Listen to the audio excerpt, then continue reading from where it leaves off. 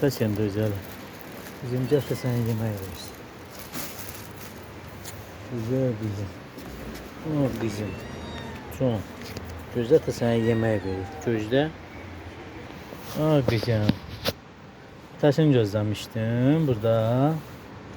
Güzel balam. Aa güzel kızım. Taşı sen yemeği aldı. Hayatım. Oy hayatım.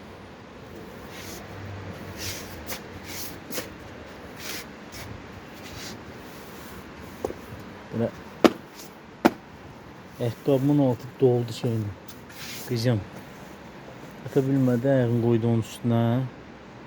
Ayağımın altı doldu şeyini. Bir şey yemeğine. Nuş olsun. Tam ağlı balası Allah hoşlanır.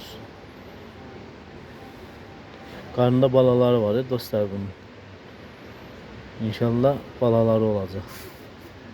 İyi kokmata buradadır.